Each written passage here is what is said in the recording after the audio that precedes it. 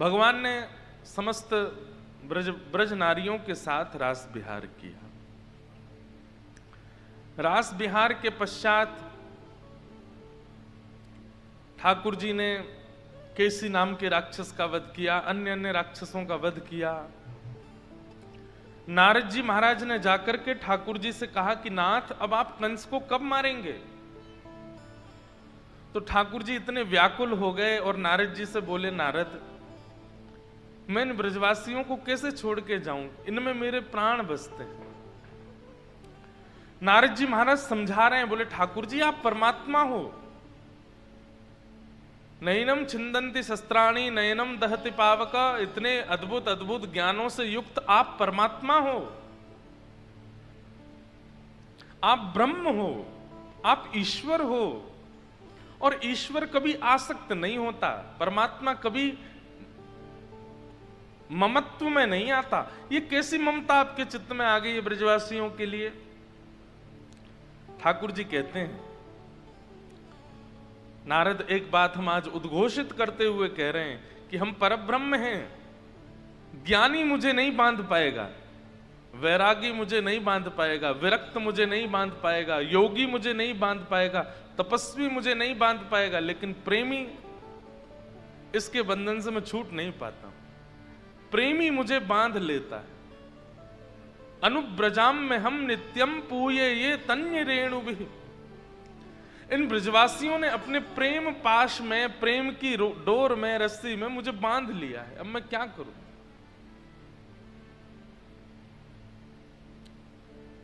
मैं क्या करूं? परमात्मा बंध गए। पूरे विश्व को मुक्त करने वाले ब्रजवासियों के प्रेम में बंध गए। अरे कहां तक कहें, अब इस प्रसंग का बहुत विस्तार करते हैं ना तो बहुत करुण भाव आता है, लेकिन ठाकुर जी ने नारद जी से कह दिया, नारद एक काम कर लो। बोले क्या? तुम महादेव के पास जाओ और महादेव से जाकर के कहो वे परमात्मा की पदवी संभाल लें और वे ही पूरे विश्व के अधिष्ठाता बन जाएं, मुझे मुक्त कर दें। मैं तो ब्रज में ही रहूंगा, इन ब्रजवासियों को यहां से नहीं जाना मुझको। ये संसार की उत्पत्ति करना, पालन करना, प्रलय करना, संहार करना, ये सब अब महादेव से कहो, ब्रह्मा जी से कहो, वो संभाल लेंगे दोनों देव। नारायण को तो ब्रज में ही रहने दो, मैं इन ब्रजवासियों को छोड़ के नहीं जाना चाहता। नारद जी बोलने लगे, बोले इंद्र को संशय हुआ था, ब्रह्मा को संशय हुआ था आपकी लीला पर, आज मुझे भी हो रहा है कि आप सच में परमात्मा ही हो ना। ठाकुर जी नारद जी से कहते हैं, नारद मैं तो भूल गया हूं कि मैं परमात्मा हूं। इन ब्रजवासियों के प्रेम पाश में मैं इतना आसक्त हो गया हूं कि मुझे अब आगे की लीला समझ नहीं आ रही, मैं कैसे करूं? ब्रजवासियों को छोड़ के नहीं जा सकता मैं। मैया यशोदा, नंद बाबा, मधुमंगल, श्रीदामा, तन सुखा, मन सुखा, धन सुखा, अरे मेरे प्राण इनमें बसते हैं, वो एक बात है, पर ये लोग ये मुझे देख करके ही जीते हैं। अगर मैं चला गया तो ये इनमें से एक भी जीवित नहीं बचेगा। नारद जी महाराज ठाकुर जी को समझा रहे हैं और ठाकुर जी से कहते हैं, बोले नाथ अभी आप इतने में ही घबरा गए? अभी तो आपको कंस का वध करना है। कंस फिर वध करके वहां पर 11 वर्ष 56 दिनों से जिसने जन्म दिया वो मैया आपका प्रतीक्षा कर रही है। क्या बिगाड़ा देवकी मैया ने आपका? उनको आप इतना लंबा वियोग देकर के आए हो, जन्म लेते ही मां को छोड़ करके चले गए, वो बेचारी प्रतीक्षा कर रही, उनसे नहीं मिलना आपको? मतलब ठाकुर जी तो व्याकुल हो रहे हैं ब्रजवासियों के लिए, लेकिन नारद जी महाराज ऐसी स्थिति बता रहे हैं कि ठाकुर जी को और व्याकुल होना पड़े। बेचारी रोज राह तकती है, बाट निहारती है देवकी मैया आपकी कि मेरो लाला आवेगो, मेरो लाला आवेगो, और आप तो यहां यशोदा मैया आदि इन सबके प्रेम में ऐसे बंध गए, अब आगे की विचार ही नहीं कर रहे हैं। और इतना ही नहीं, आपको मथुरा की स्थापना करनी है, उग्रसेन को राजा बनाना है, जरासंध को हरा करके समुद्र के बीच एक नवीन नगरी का निर्माण करना है, यदुवंशियों को वहां स्थापित करते हुए फिर महाभारत का युद्ध कराना है, उसमें पूरे विश्व को अद्भुत गीता का ज्ञान प्रदान करना है। ठाकुर जी अभी बहुत लीलाएं हैं आपकी, और अगर आप ब्रज में बैठे रहेंगे तो उन लीलाओं का संवरण कैसे होगा। ठाकुर जी स्तब्ध हो गए, एक वृक्ष के नीचे बैठ गए, और मानो जैसे आज पहली बार चिंतित हुए श्री कृष्ण। मैं तो भूल ही गया था नारद की ये सब भी करना है अभी। नारद, मैं इन ब्रजवासियों को छोड़ के कैसे जाऊं, तुम ही बताओ। मैं इनको छोड़कर नहीं जा सकता।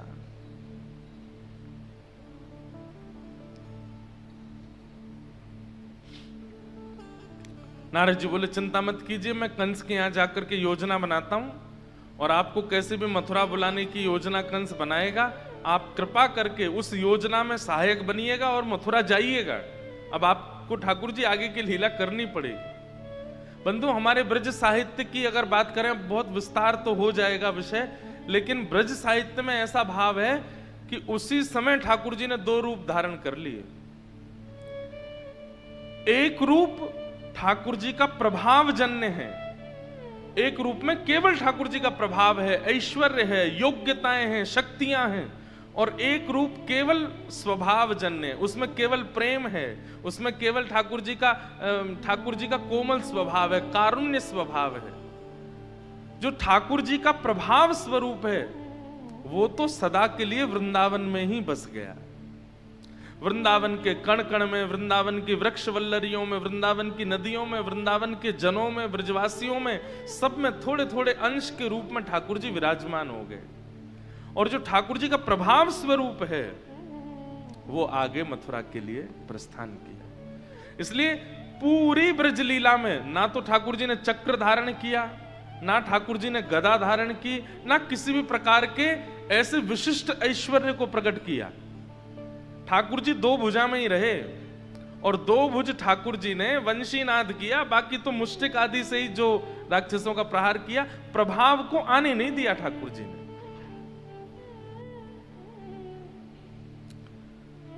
इस प्रकार ठाकुर जी का जो स्वभाव है वो वृंदावन में बस गया। अक्रूर जी महाराज वृंदावन आए, ठाकुर जी को मथुरा ले जाने की योजना बताई। यशोदा मैया बहुत रोई, लेकिन ठाकुर जी ने हृदय पर पत्थर रख के मैया से कहा, मैया दुनिया के बालक घूमे, मैं ना जा सकूं? दुनिया के बालक डोले सब जगह, तू तो मोए लगे घर में ही बूढ़ो कर लेगी। अरे मोए भी घूमे आन दे, परसों आ जाऊंगा मैं। ठाकुर जी की इस बात को सुन के यशोदा मैया को लगा, हाँ बात तो सही है, दुनिया के बालक जाते हैं, मेरो लाला क्यों नहीं जाए? लाला तू चलो जा, लेकिन पतो ना तेरे बगैर मुंह पे रहो ना जाए, मैं कैसे भेजूं तो को? मैया मैं परसों आ जाऊंगा। ठाकुर जी मनी मन तो बड़े उदास हैं, लेकिन सबको ऐसे ही बस सराहना करते करते ठाकुर जी वृंदावन से मथुरा चले गए। तेरी बाट निहारे राधा, जब तक वो रथ मथुरा की ओर जा रहा है तब तक सब ब्रजवासी देख ही रहे हैं। रथ दिखना बंद हो गया तब भी ब्रजवासी देख ही रहे हैं। धूल शांत हो गई है रथ की तब भी ब्रजवासी देख ही रहे हैं। सबको एक ही आश लगी है कि कन्हैया हमारे बगैर रह नहीं पावेगा, अभी दौड़ के आ जाएगा वापस। बंधुओं, कितने वर्षों तक ब्रजवासी मथुरा के राह पर ही रोज सवेरे आ जाते हैं और प्रतीक्षा करके बैठे रहते हैं कि लाला आ रहे होगो, परसों की कह के गए हो लाला आ रहे होगो। तेरी बाट निहारे राधा, तेरी बाट निहारे राधा, सवरिया आजा रे आजा सवरिया आजा। तेरी बाट निहारे राधा, सवरिया आजा रे आजा सवरिया।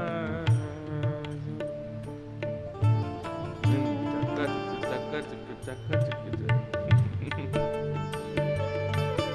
जय हो। हम अब तुम्हारी दक्षिणा काट लेंगे, हम ही ले लेंगे। बहुत पहले जब बचपन में हम पिताजी के साथ कथाओं में जाते थे तब इस पद को गाते थे कथा में, तो उसके बाद आज याद आया है। ओ तेरे बाट निहारे राधा सवरिया, आजा रे आजा सवरिया, आजा। ओ तेरी बाट निहारे राधा सवरिया, आजा रे आजा सवरिया। ओ आजा सवरिया, आजा रे आजा सवरिया, आजा रे आजा सवरिया, आजा रे आजा सवरिया, आजा रे। ओ तेरी बाट निहारे राधा, तेरी बाट निहारे राधा सवरिया, आजा रे आजा सवरिया, आजा। ओ तेरी बाट निहारे राधा सवरिया, आजा रे आजा। और कैसे ये गोपियां गा रही हैं, ठाकुर जी को सुना के गा रही हैं कि किशोरी जी तुम्हारी बाट निहार रही हैं, सांवरे आ जाओ। सिर पर है गोरस की मटकी, सिर पर है गोरस की मटकी, सिर पर है गोरस की मटकी, सिर पर है गोरस की मटकी। तेरे दरस हित पथ में अटकी, तेरे दरस हित पथ में अटकी। हे आजा रे चित चोर गवारे, आजा रे चित चोर गवारे, आजा रे चित चोर गवारे, आजा रे चित चोर गवारे।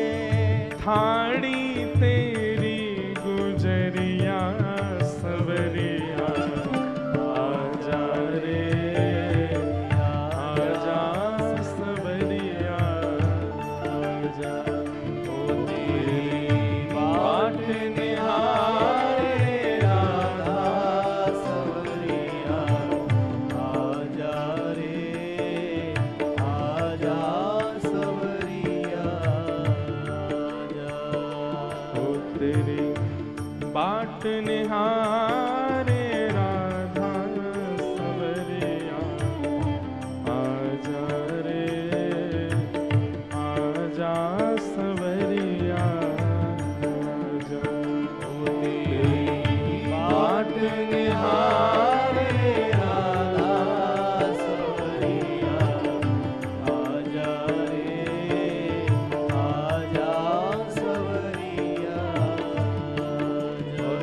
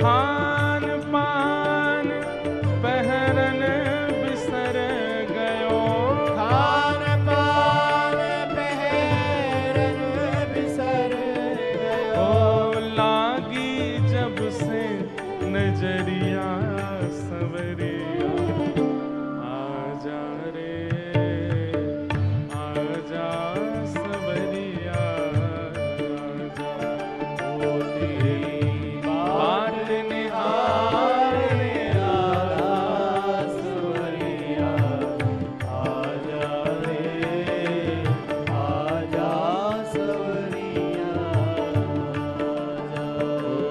तेरी बात निहारे राधा सवरिया, आजा रे आजा सवरिया, ओ तेरी बाट निहारे राधा सवरिया, आजा रे आजा सवरिया, ओ तेरी बाट निहारे राधा सवरिया, आजा रे आजा सवरिया, आजा तेरी बाट निहारे राधा सवरिया, आजा रे आजा सवरिया। सब ब्रजवासी बस खड़े हैं, निहार रहे हैं उस पथ की ओर जिस पथ पर ठाकुर जी चले गए हैं।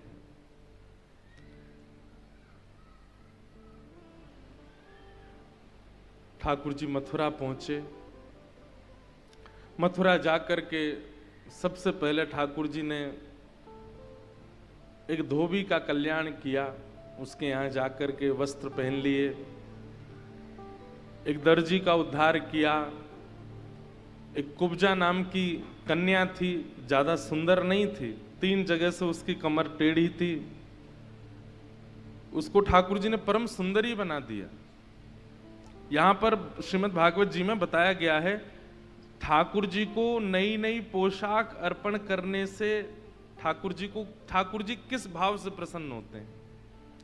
ठाकुर जी को चंदन अर्पित करने से ठाकुर जी सौंदर्य प्रदान, इसलिए मत करना, बात बता रहे हैं हम, कहीं आसक्त होकर के इसीलिए चंदन लगाने लग जाओ रोज के, हम फेयर एंड लवली तो बहुत लगाई, अब चंदन लगाओ ठाकुर जी को, हम गोरे हो जाएं।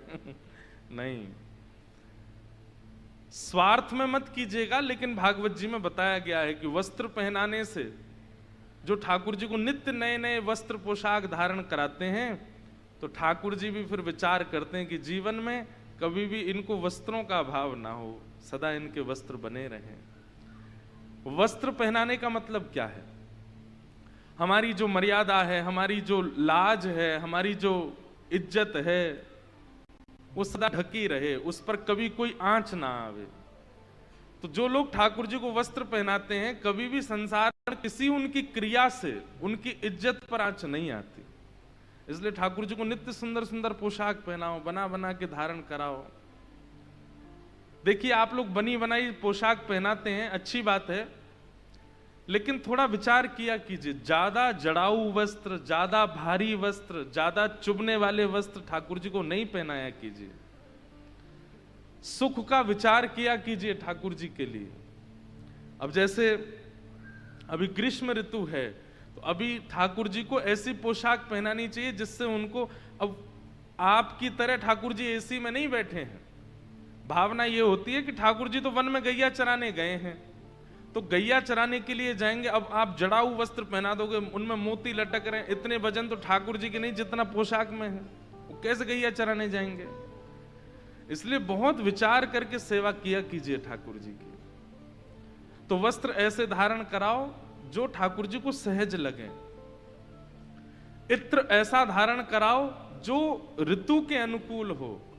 अब कई लोग भयंकर गर्मी में हिना का इत्र लगा देते हैं, क्षमा मां का इत्र लगा देते हैं। नहीं, ठाकुर जी को गर्मी लगती है, इसलिए ऋतु के अनुसार इत्र होना चाहिए। खस का इत्र लगाओ, गुलाब का इत्र लगाओ, अभी गर्मी चल रही है, मोगरा का इत्र लगाओ। तो वस्त्र प्रदान करने से कभी भी लाज का हनन नहीं होता। फिर दूसरा बताया ठाकुर जी को माला पहनाने से। एक माली के यहां भी ठाकुर जी गए थे, तो उसके विषय में कहते हैं कि माला पहनाने से ठाकुर जी कभी,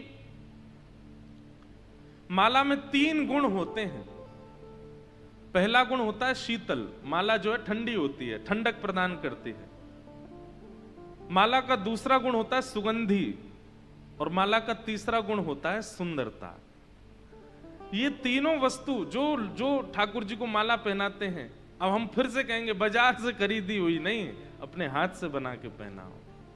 ठाकुर जी जितने बड़े हैं, जैसा उनका कद है, उसके अनुसार अपने हाथ से बना के ठाकुर जी को माला धारण कराओ। फिर उसके भी नियम होते हैं। जब ठाकुर जी को भोग लगा रहे हैं, उस समय पर्दा करके ठाकुर जी की माला उतार दीजिए। जैसे हम लोग भोजन करने बैठते हैं तो सहज होते हैं ना, अपने बाजू ऊपर करते हैं, पटका वटका उतार देते हैं, थोड़े सरल बन के पाते हैं। ऐसे ठाकुर जी जब प्रसाद पाए तो उनकी मालाएं उतार दीजिए, और प्रसाद जैसे ही हो जाए उसके बाद प्रसाद पधरा करके फिर पुनः हाथों फिर माला धारण कराओ, फिर दर्शन खोलो। ऐसे बड़े नियम है ठाकुर जी के। तो माला धारण कराने से शीतलता प्रदान करते हैं ठाकुर जी। इसको ठंडा रखेंगे फिर जो नित्य माला धारण कराते हैं। फिर तीसरा आया कुब्जा के ऊपर कृपा। तो कुब्जा ने ठाकुर जी को चंदन लगाया, 3 जगह से टेढ़ी थी उसकी कमर, उससे कोई बात करता नहीं था, सब कुरूपणी कह करके कुब्जा कुब्जा बोलते थे। जैसे ही ठाकुर जी के बगल से निकली, भगवान बोले अरे सुंदरी। कुब्जा चलती चली गई, बोले मुझे सुंदरी कौन बोलेगा। ठाकुर जी बोले अरे हम तुमसे कह रहे हैं चंदन वाली सुंदरी। कुब्जा बोली मैंने जीवन में पहली बार अपने लिए सुंदर शब्द का प्रयोग देखा है, आप मुझे ही सुंदर बोल रहे हैं। बोले हाँ, आप सुंदर को सुंदर नहीं बोलूंगा तो क्या बोलूंगा। कुब्जा बोली मैं आपको किस अंग से सुंदर लग रही हूं, मैं तो बिल्कुल सुंदर नहीं हूं, मेरा रूप कोई देखना नहीं चाहता है। महाराज कंस को मेरे हाथ का घिसा चंदन प्रिय लगता है, वो भी चंदन लगवाते हैं तो नजर नीची करके, मेरा मुख नहीं देखते, मैं इतनी सुंदर नहीं हूं। ठाकुर जी बोले हमारी इच्छा हो रही है कि आज ये चंदन आप हमको लगाओ। कुब्जा के तो नेत्र मानो जैसे सजल जैसे हो गए। कुब्जा जैसी समीप गई, भगवान के माथे पर चंदन लगाने लगी। आज तक जिसको नेत्र भर के किसी ने नहीं देखा, ठाकुर जी उसके आंखों में आंख डाल करके देख रहे हैं। कुब्जा के तो आनंद की सीमा नहीं। भगवान के मुखमंडल पर चंदन लगाया, गाल पर चंदन लगाया, ऐसे जैसे चंदन लगाया, नेत्र सजल, आंसू गिर रहे हैं नेत्रों से। ठाकुर जी ने तुरंत कुब्जा की ठोड़ी पकड़ी और अपना चरण उसके चरण पर रखा, और पकड़ करके जैसे ही एक झटका दिया ठाकुर जी ने, 3 जगह से जो वो टेढ़ी थी सीधी हो गई, और परम सुंदर स्वरूप हो गया उसका। ठाकुर जी बोले अब यहां नहीं रहना तुमको, ये सीधा मार्ग वृंदावन जाता है, जाओ किशोरी जी की शरण ग्रहण कर लो, वहीं रहो। और कुब्जा को वृंदावन ठाकुर जी ने भेज दिया। हर बात ताली बजाने की नहीं होती, सुना करो। चंदन अर्पित करने से ठाकुर जी बाह्य नहीं आंतरिक सौंदर्य प्रदान करते हैं। कई लोग वो रूप से गोरे नहीं हैं, कई लोगों के नैन नक्श इतने सुंदर नहीं है, मतलब बाह्य सुंदरता नहीं होती, पर वो व्यक्तित्व इतना सुंदर होता है कि उसके समीप बैठना, उससे बात करना, उसके साथ बोलना, उससे कुछ सुनना, उसको कुछ सुनाना अच्छा लगता है। अब जिसको संसार सुंदरता मानता है ना, चाहे वो बालों के तरीके हों, चाहे वो नैन नक्श हों, चाहे वो वस्त्र आभूषण हो, हमारे ब्रज में चले जाओ, वृंदावन महात्माओं के दर्शन करो, गुदरी पहनते हैं, यमुना जी में धोते हैं, जिसमें यमुना जी में जबकि इतनी रज है, उस रज युक्त यमुना जी में वस्त्र धोते हैं, उनको पहन लेते हैं, जटा जूट रखते हैं, पूरे मुंह पे चंदन लगा लेते हैं, फिर भी इतने सुंदर लगते हैं। बड़ी बड़ी दाढ़ियां हैं, बड़े बड़े केश हैं, बड़ी बड़ी जटाएं हैं, ना पहनने की ज्यादा व्यवस्था है, ना श्रृंगार की ज्यादा व्यवस्था, लेकिन फिर भी कितने सुंदर लगते हैं। ठाकुर जी आंतरिक सुंदरता प्रदान करते हैं, बाह्य नहीं।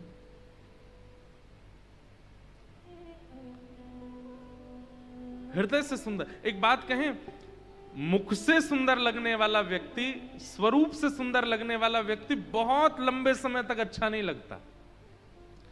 आप अत्यंत सुंदर व्यक्ति के साथ रहने लगिए, 10 दिन, 15 दिन, 20 दिन, 50 दिन, 5-6 महीना बढ़िया लगेगा, फिर उसके बाद उसकी सुंदरता के आप आदी हो जाओगे, फिर वो सुंदर नहीं लग सकता उतना।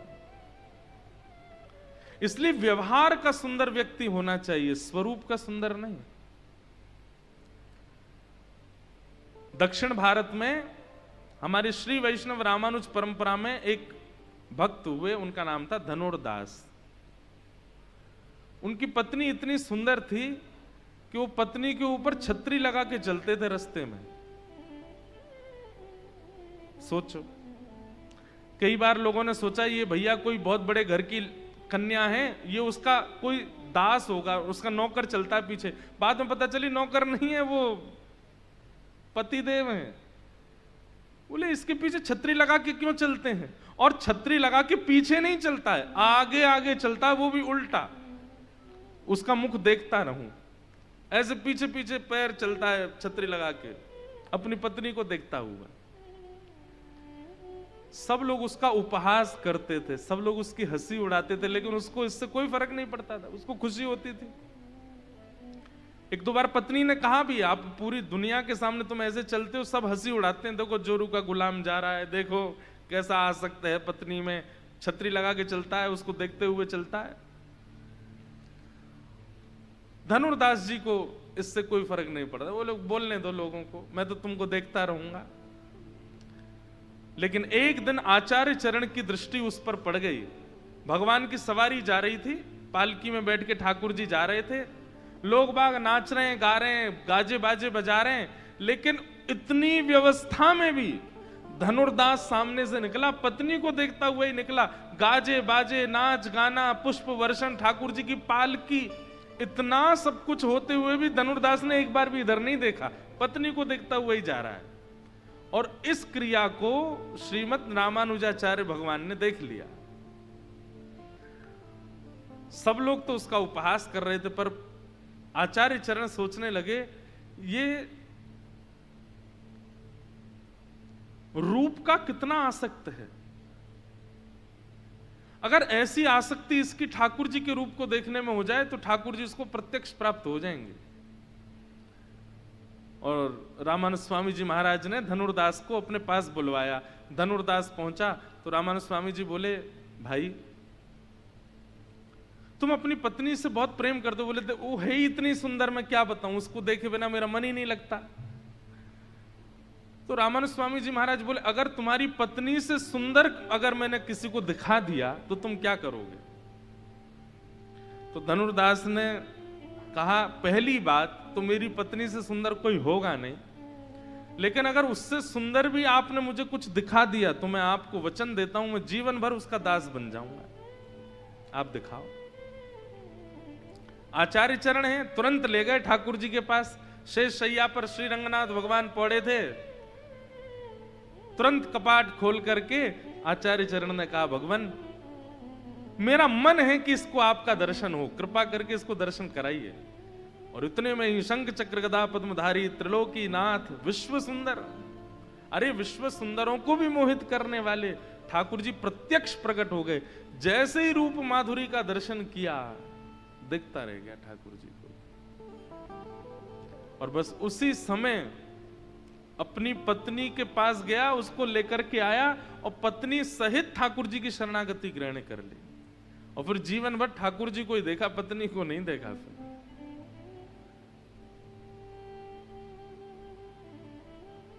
एक चीज बताएं, हमारे ठाकुर जी के आप हर रूप को देख लीजिए। श्री राधा रमन लाल, राधा वल्लभ लाल, बांके बिहारी लाल, जगन्नाथ भगवान, द्वारिकाधीश, बद्रीनाथ, जहां जहां हमारे ठाकुर जी विराज रहे हैं, सब जगह आप लोग देख लीजिए ठाकुर जी का वर्ण कैसा है। अत्यंत कृष्ण काले हैं ठाकुर जी। जगन्नाथ महाप्रभु को देखो, ऐसी ऐसी तो आंख है उनकी, लेकिन फिर भी उनके प्रति आकर्षण क्यों हो जाता है? क्योंकि वो रूप प्रधान नहीं है, वो स्वभाव प्रधान है, वो स्वभाव प्रधान। महाप्रभु जगन्नाथ जी के रूप को देख करके अगर सुंदरता की बात करो, अब बोलने में कई लोगों को हो सकता है कि अटपटी लगे बात, पर ऐसा कोई विशिष्ट उनका नहीं है कि जैसे मानो कटाक्ष नेत्र हो, बढ़िया सुंदर अधर हो, गोलमटोल गाल हो, हाथ पंजे हो, पैरों में बढ़िया पैर के भी दर्शन होते, नहीं, एक विचित्र ही स्वरूप है। लेकिन देखिए आप, करोड़ों लोग पागल होते हैं उनको देखने के लिए। क्यों? क्योंकि ठाकुर जी जगन्नाथ रूप धारण करके भी आज्ञा कर रहे हैं कि बाह्य सुंदरता नहीं, आंतरिक सौंदर्य होना चाहिए।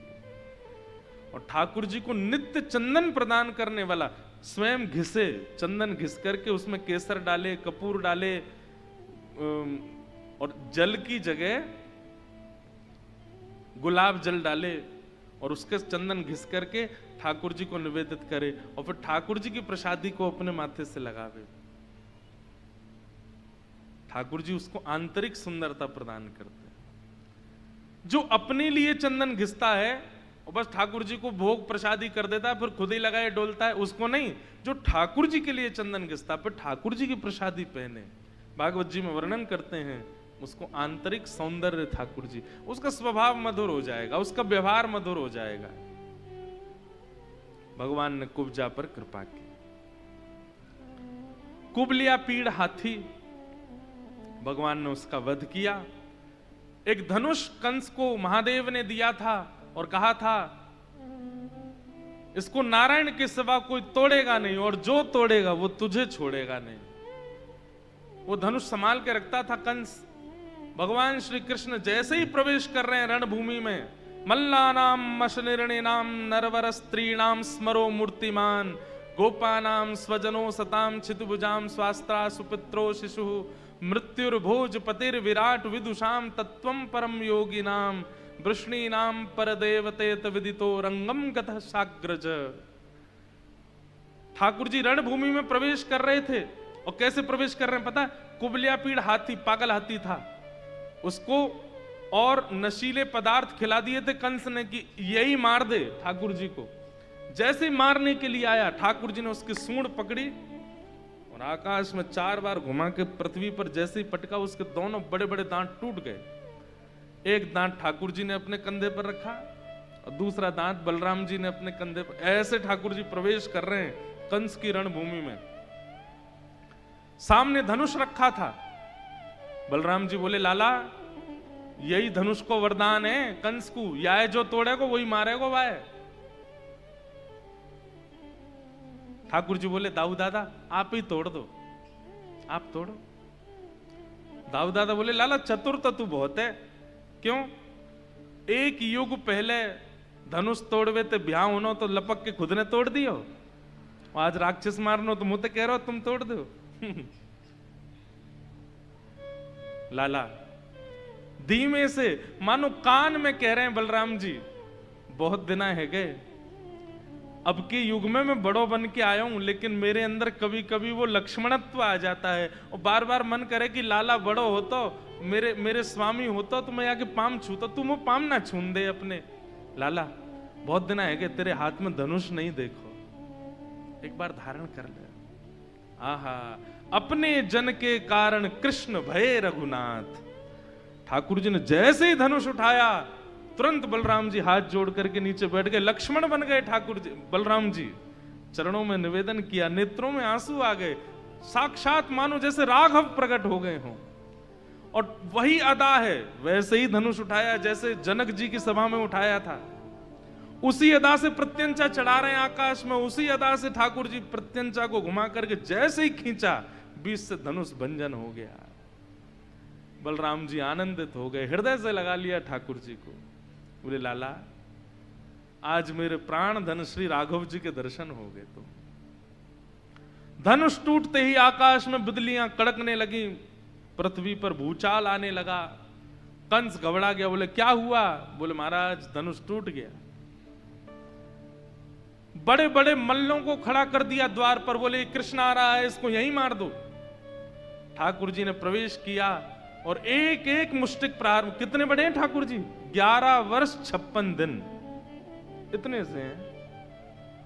और इतने बड़े ठाकुर जी बढ़िया काली कमरी ऐसे बांध करके गए हैं, ये मुष्टिक बनाते हैं, बड़े बड़े पहलवान आते हैं ठाकुर जी को मारने, एक मुष्टिक प्रहार में ठाकुर जी उनका वध कर देते हैं। वृंदावन से जाते ही कथा में एक फ्लिप आ जाता है। श्री कृष्ण ऐसे प्रभाव को प्रकट करने लगते हैं अपने, ये लगता ही नहीं है ये वही कृष्ण है जो रास करके आए, ये वही कृष्ण है जो उखल में बंध जाते हैं, ये वही कृष्ण है जो माखन चोरी करते हैं। क्यों? क्योंकि अब ठाकुर जी का प्रभाव जन्य रूप है, स्वभाव जन्य नहीं। ठाकुर जी ने अपना स्वभाव तो केवल ब्रजवासियों को दिया है।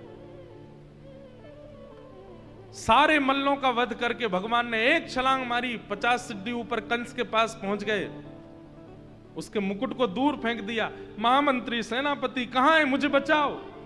ठाकुर जी बोले चिल्लाओ मत, सब पहुंच गए जहां तुमको जाना है। और केश पकड़ लिए कंस के। 11 वर्ष के ठाकुर जी ने विशाल कंस को अपनी दोनों भुजाओं में उठा लिया और उठा करके मथुरा की पूरी सभा चारों ओर खड़ी है, सब देख रहे हैं, सब बिल्कुल सन्नाटा है, मानो सुई भी गेर दो तो आवाज आ जाए। सब चौंक रहे हैं कि ये कैसे हो सकता है, इतना छोटा सा बालक कंस को मार रहा है। और दोनों भुजाओं में ठाकुर जी ने कंस को उठा करके 50 सिद्धि ऊपर से नीचे पटक दिया और फेंक करके ठाकुर जी ऊपर से छलांग मार के उसकी छाती पर बैठे, कंस के प्राण निकल गए। बोलो कंस मर्दन भगवान की। इसका मतलब ये नहीं कि अब भी ताली नहीं बजाओ आप। कभी कभी तो बजानी है। ठाकुर जी ने कंस वध किया है, लेकिन एक बात बता, हमारे पूज्य पिताजी कहते हैं मथुरा के किसी भी व्यक्ति ने ताली नहीं बजाई। क्यों? सब लोग यूं सोच रहे थे अगर हमने ताली बजाई और कंस उठ के बैठ गया तो सबसे पहले उसको देखेगा जिसने ताली। अच्छा तू चाहता था हम मरे, इसलिए सब मथुरावासी ऐसे ही बैठे थे। तब ठाकुर जी ने देखा ना किसी ने जय जयकार करी, ना किसी ने उत्साह बना, कंस मर गया और ये सब लोग अभी भी आश्चर्य कर रहे हैं कि ये मर नहीं सकता। तब ठाकुर जी ने कंस का एक पैर अपने हाथ में पकड़ा और पूरी रणभूमि में उसके शव को घुमाया। जब सबको पता लग गया कि नहीं कंस मर गया, दौड़ करके सब गए, ठाकुर जी को अपने कंधे पर उठा लिया, नाचने लगे, गाने लगे, उछल उछल के कीर्तन करने लगे। आज पूरी मथुरा नगरी, पूरी 84 कोस ब्रजमंडल का सबसे कष्टदायी राक्षस जिसने सबका भजन भंग कर रखा था, सबका जीवन नाश कर रखा था, आज उसका वध हो गया। ठाकुर जी ने तुरंत अपने नाना उग्रसेन को राज्य गद्दी पर बिठाया और उनका राज तिलक किया, कंस के पिताजी का। कंस ने अपने पिताजी को कारागृह में डाल रखा था, जेल में बंद कर रखा था। ठाकुर जी ने उनको मुक्त करके राजा बनाया और फिर ठाकुर जी गए अपनी मैया के पास। 11 वर्षों से प्रतीक्षा कर रही हैं ठाकुर जी की। ठाकुर जी को पहली बार देखा था तब इतने से थे और आज आए इतने बड़े ठाकुर जी बनकर के। जैसे ही देव की मैया के पास पहुंचे, आहा, वो रूप माधुरी देख करके, वो कांति देख करके, वो सिर की पाग देख करके, वो सुंदर छटा देख करके देव की मैया तो स्वयं को रोके नहीं पाई। ये मेरो लाला है? बोले हाँ मैया तुम्हारो लाला है। हृदय से लगा लिया, सिर को सूंघने लगी, अपने हृदय से लगा लिया और बोले लाला अब तुम वो छोड़ के नहीं जाएगा ना? ठाकुर जी बोले हाँ मैया अब नहीं जाऊंगा। देव की मैया को ठाकुर जी मिले।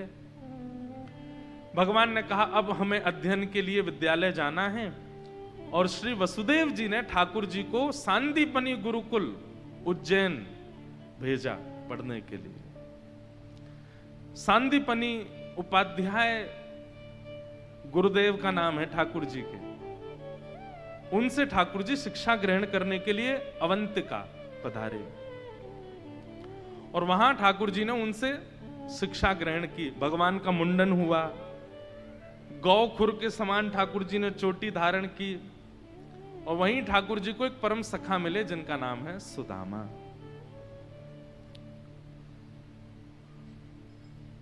गुरुदेव के यहां ठाकुर जी ने अनेक वर्षों तक अध्ययन किया, शास्त्रों का अध्ययन आदि आदि सब अध्ययन करने के बाद ठाकुर जी वापस मथुरा आए।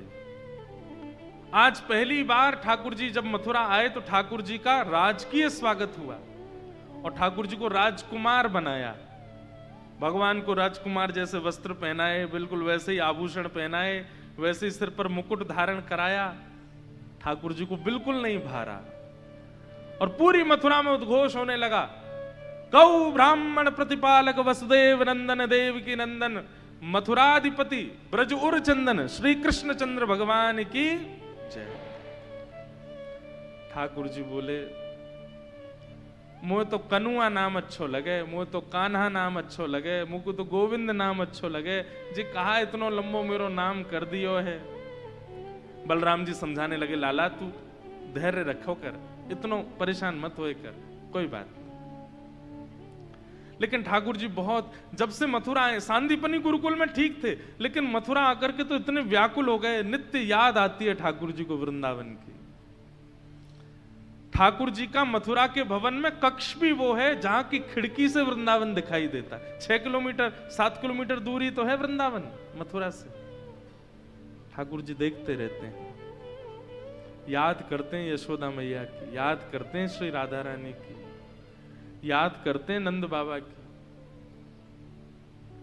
और सारी बचपन की स्मृतियां ठाकुर जी के मन में घूमती रहती है। अब ठाकुर जी बड़े धीर हो गए, गंभीर हो गए, शांत हो गए। बंधु एक बात बोले, चंचल व्यक्ति अगर धीर गंभीर हो जाता है ना, तो कई बार ये ऐसा लगता है कि मानो जैसे कुछ भूचाल आने वाला है। समुद्र में सदैव लहरें आती हैं, लेकिन वही समुद्र अगर शांत हो जाए तो समझ जाना सुनामी आने वाली है। ठाकुर जी अब शांत हो गए, धीर हो गए, गंभीर हो गए।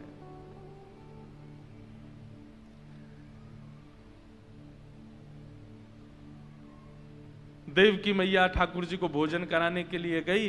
भगवान थाली देख करके रोने लगे, क्योंकि थाली में मक्खन रखा था। यशोदा मैया की याद आ गई ठाकुर जी को। मैया मैया मैया कह करके रोने लगे। देवकी मैया बोली, अरे लाला तू रो काहे को, मैं हूं ना यहां पे। तो ठाकुर जी के मुख से मानो गलती से निकल गया, ना यशोदा मैया चाहिए। देवकी मैया को बहुत पीड़ा हुई, जन्म मैंने दियो मेरो लाला, लेकिन यशोदा से इतना प्रेम करे।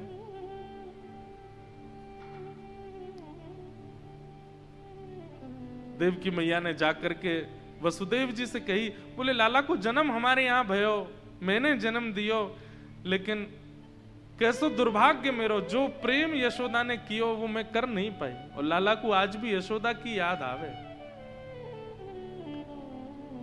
वसुदेव जी महाराज सोचने लगे, नहीं कृष्ण को समझाना पड़ेगा। अब मैं तो पिता हूं और इतनी मेरी बचपन में बात नहीं हुई, मैं कैसे समझाऊं। तब ठाकुर जी के सखा, जो ठाकुर जी के साथ विद्यालय गए थे पढ़ने के लिए, ये भी यदुवंशी हैं और इनका नाम है उद्धव। भगवान ने उद्धव को भेजा, वसुदेव जी। बहुत करुण प्रसंग है। मुझे एक दो बालक बोले, महाराज जी यहां सुना देना। मैंने कि भाई ये उद्धव संवाद तो हम विस्तार से नहीं सुना पाए। आपको पता है आप लोगों का भी संबंध है उद्धव जी से, क्योंकि श्री उद्धव जी महाराज दो ही जगह टिके, या तो व्रज वृंदावन या बद्रीनाथ। ये दो ही स्थान हैं उद्धव जी के। व्रज वृंदावन में उन्होंने संपूर्ण शिक्षा ग्रहण की, गोपियों से, किशोरी जी से प्रेम की, और उसके बाद ठाकुर जी ने अंत में उनको आज्ञा कर दी, बोले उद्धव अब तुम बद्रीनाथ चले जाओ। और श्री उद्धव जी महाराज आज तक बद्रीनाथ में ही विराजमान है। आपको जानकर के आश्चर्य होगा, लेकिन हम आपको बहुत सत्य बात बता रहे हैं। बद्रीनाथ में तप करने का फल क्या है पता है आपको? भागवत जी में वर्णन है इस भाव का। बद्रीनाथ में तप करने का फल है कि अगला जन्म ब्रज में ही होगा आपका। ये बद्रीनाथ के तप का फल है। अरे वहां उद्धव जी बैठे हैं ब्रज प्रदान करने के लिए। दो पर्वत हैं बद्रीनाथ में, नर और नारायण, और कहते हैं कि वहां पर ठाकुर जी तपस्या में बैठे हैं। हमारे ब्रजवासी कहें, बोले ठाकुर जी तपस्या काहे को कर रहे हैं? बोले ठाकुर जी हमारे तपस्या कर रहे हैं ताकि पुनः अगली बार द्वापर जब आवे तो मैं फिर से ब्रज में जन्मूं। अरे ब्रज में जन्म लेवे के काजे ब्रह्म को भी तपस्या करनी पड़ती है बद्रीनाथ में। इसलिए बद्रीनाथ में जब भी जाइए दर्शन करो, स्नान करो। स्नान मत करना अलकनंदा जी में, पधार जाओगे नहीं तो वहीं से ही वैकुंठ। बद्रीनाथ में गंगा जी का दर्शन, वैसे तो ये देव प्रयाग, रुद्र प्रयाग, कर्ण प्रयाग से आगे गंगा जी का दर्शन ही ठीक है, स्नान नहीं करना। और स्नान की बहुत ही इच्छा है रही हो तो लोटा में नेक जल लेके नहा लो, बस जोर से स्नान मत कर जाना, सुन्न हो जाएगा, जम जाएगा शरीर में पूरा रक्त। तो श्री बद्रीनाथ धाम में दर्शन करो, सब करो, और उसके बाद वहां पर निश्चित रूप से भजन करो, एकांत में बैठ करके नाम संकीर्तन करो, ठाकुर जी का नाम गाओ, अपना गुरु मंत्र गाओ, आदि आदि जो आपको प्रिय लगे वो करो। अब जाके पद आयो भैया, अब अगली बार कभी गाएंगे। तो बद्रीनाथ में तप करने का, भजन करने का फल है वृंदावन की प्राप्ति। ये जितनी ब्रजलीला आप सुन रहे हो ये भी तो बद्रीनाथ में ही लिखी गई हैं वेदव्यास जी के द्वारा। तो ब्रज से अवगत कराने वाला, परिचय कराने वाला स्थान यदि कोई है तो वो बद्रीनाथ। तो श्री उद्धव जी महाराज ठाकुर जी के पास गए, भगवान ने उद्धव जी से कहा कि उद्धव तुम ब्रज जाओ और ब्रजवासियों से बस बोल आओ कि वो मुझे ज्यादा याद ना किया करें। उद्धव जी महाराज बोले अभी जाता हूं, अपनी ज्ञानमयी वाणी में ऐसा उपदेश देकर के आऊंगा, शाम तक ब्रजवासी आपको भूल जाएंगे। भगवान बोले सरल भाषा में बोलना, ब्रजवासी बहुत सीधे हैं। लो मेरा मोरपिच्छ पहन के जाओ, मेरी काली कमली पहन के जाओ। और उद्धव जी महाराज को ठाकुर जी ने वृंदावन भेजा। शाम तक के लिए कह के गए थे कि मैं शाम तक आ जाऊंगा। 6 महीना बाद लौटे उद्धव जी, और 6 महीना में स्थिति ये हो गई, बड़ी बड़ी दाढ़ी हो गई, बड़े बड़े केश जटा बन गए। उद्धव जी महाराज ऐसे प्रेमी हो गए, नेत्रों से केवल आंसू ही आंसू गिरते हैं।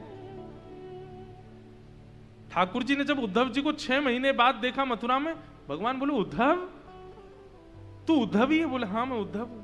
ये तेरी कैसी स्थिति हो गई? उद्धव जी चरणों में गिर गए, ठाकुर जी से बोले नाथ मैं जानता हूं आप परमात्मा हो, आप परब्रह्म हो, आप जगदीश्वर हो, आप जगदीश हो, पर मैं आपसे प्रार्थना करना चाहता हूं। बोले क्या?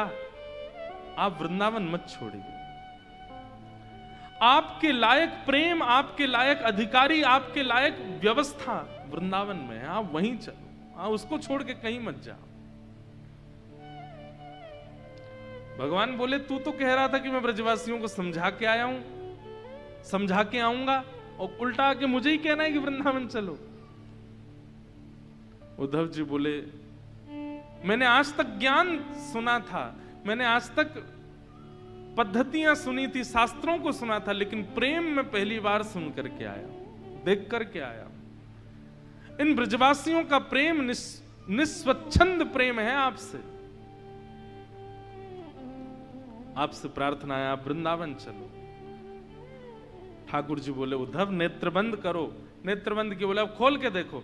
खोल करके देखा तो ठाकुर जी के रोम रोम में ही वृंदावन का दर्शन होने लगा।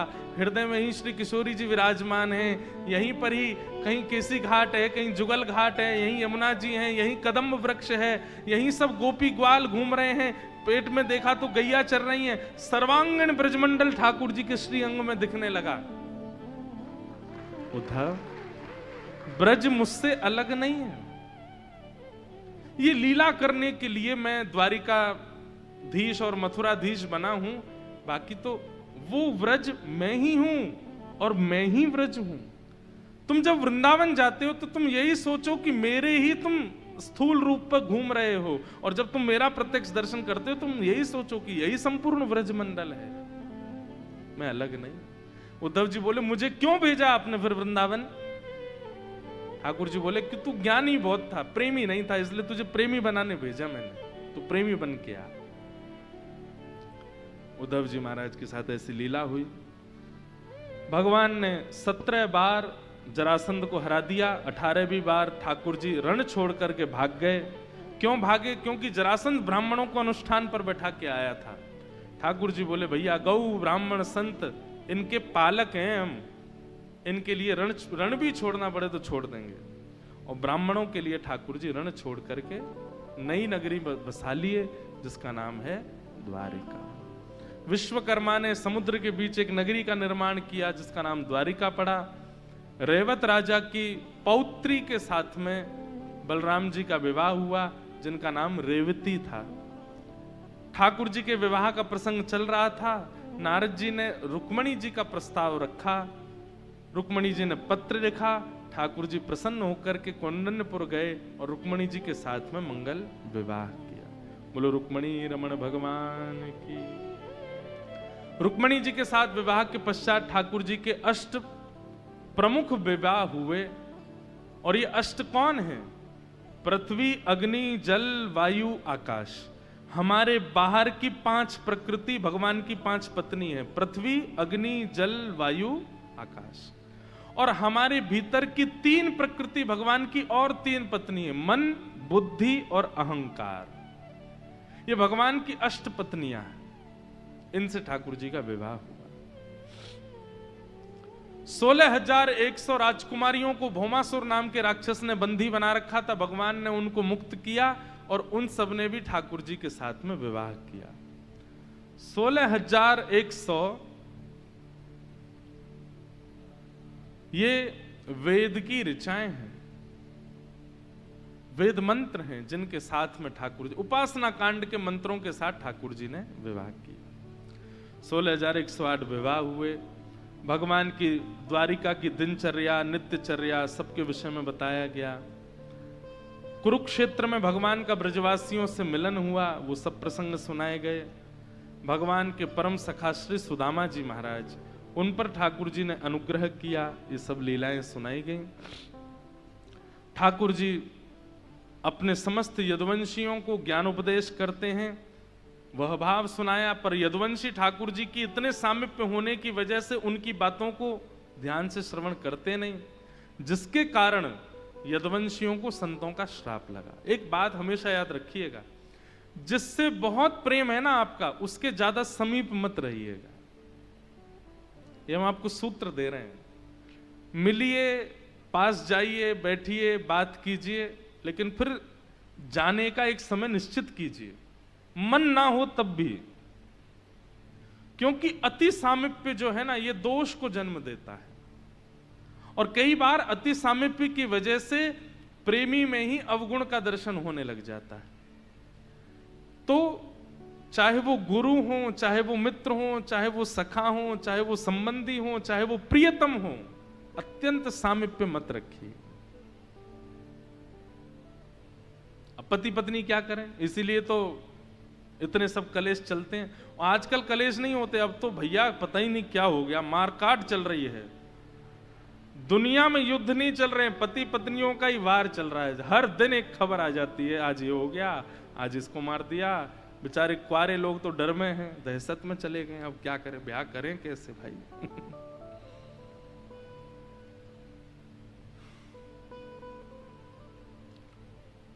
किसी जमाने में तपस्वी बनना कठिन था, आज गृहस्थी बनना कठिन है। तपस्वी बनना आसान है। आजकल के बालक कह रहे हैं महाराज जी हमको तो विरक्त भेष ले लेंगे, लेकिन कम जीवित तो रहेंगे। नहीं, चलो। अति सामीप्य और अति दूरात, इन दोनों में दोष होता है। ना तो बहुत दूरी बनाइए, ना बहुत सामीप्य जाइए। जिससे आपका स्नेह है उसके मध्यस्थ रहो। पता क्या होगा फिर? दोष दिखेगा भी ना तो आप नजरअंदाज करोगे। कोई बात नहीं, अभी तो मिले इतने दिन बाद, ठीक है, दोष है तो कोई बात नहीं। दोष सब में है, संसार में निर्दोष कोई भी नहीं है, ये बात लिख लीजिएगा। इसलिए अति सामीप्य और अति दूरात, इन दो स्थिति का थोड़ा ध्यान रखिए। अत्यंत प्रेमियों से, यदुवंशी भगवान के संग खाते हैं, पीते हैं, सोते हैं, हंसते हैं, बैठते हैं, खेलते हैं, इसलिए भगवान की बातों को ज्यादा सीरियसली लेते ही नहीं है।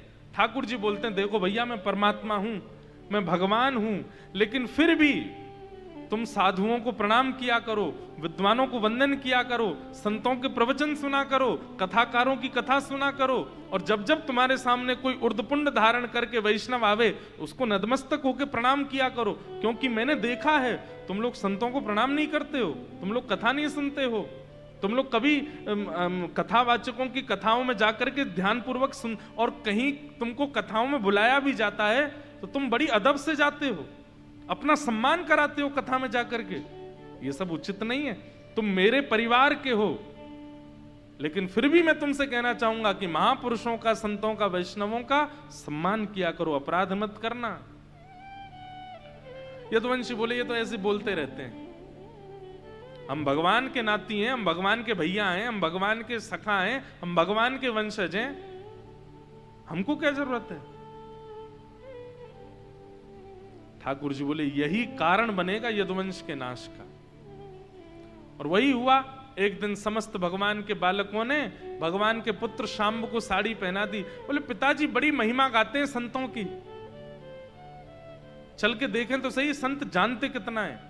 और साड़ी पहना करके शाम्ब को ले गए, संतों से जाकर के बोले द्वारिका की नई बहू आई है, पेट से है, ये बताइए इसके गर्भ में लाला है कि लाली।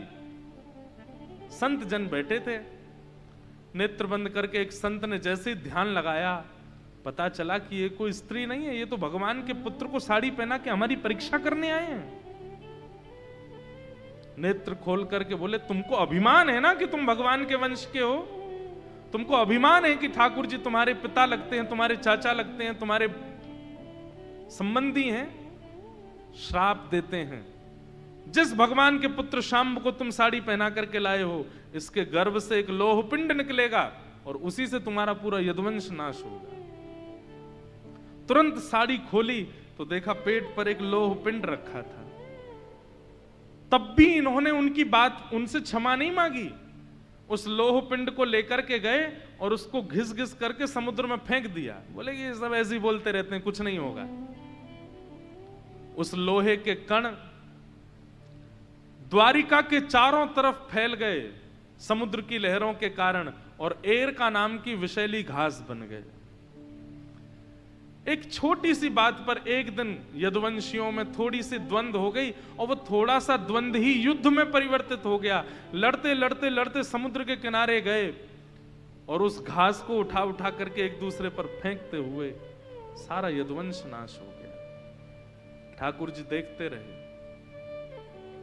बलराम जी से बोले मैंने समझाया था कि संतों का अपमान मत करना, महापुरुषों का सम्मान किया करो, कथाएं सुना करो, तुम भगवान के बालक हो तब भी संतों को वंदन करो। लेकिन नहीं माने ये लोग। ठाकुर जी चाहते थे कि ये जो भार बन जाएगा मेरा परिवार, मेरे जाने के बाद सदैव ये लोग इसी अभिमान में रहेंगे कि हम भगवान के संतान हैं। और केवल ये लोग नहीं रहेंगे, इनकी आने वाली पीढ़ी भी रहेगी इसी अभिमान में कि हम तो भगवान के वंश में जन्मे हैं। इसलिए ठाकुर जी ने ये अभिमान जन्म ना ले, इसलिए संपूर्ण यदुवंश का नाश